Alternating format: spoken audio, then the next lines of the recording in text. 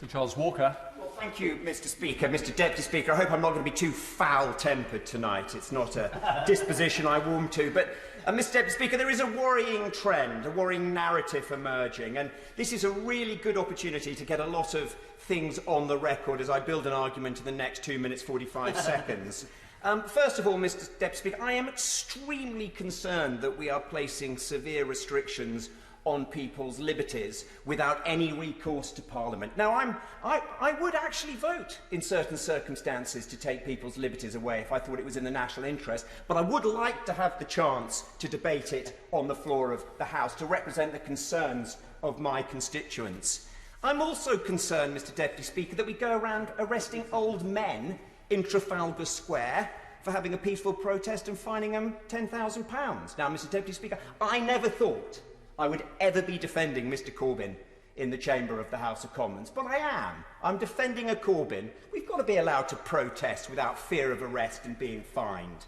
And now today, we hear that we're going to have the public being urged to inform on their friends and neighbours because grannies followed grandad into a family home of 5. This is a profoundly unconservative thing.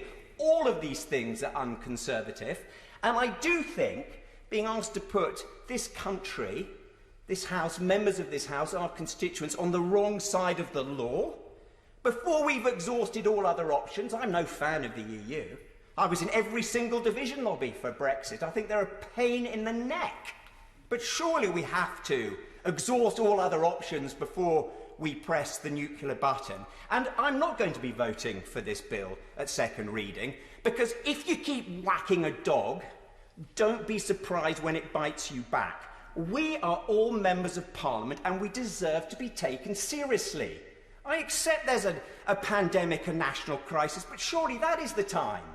That is the time when our voices should be heard on behalf of our constituents, the most important time.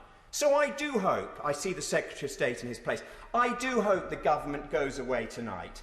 I do hope that the Prime Minister reflects on what is going on and listens to the concerns of this House and comes back with a solution that allows me to skip through the division lobby at third reading and support him in this important bill. Because I do believe, colleagues, the Conservative Party is the greatest political party ever, and we have to have the courage to live up to that greatness. Thank you, Mr. Speaker.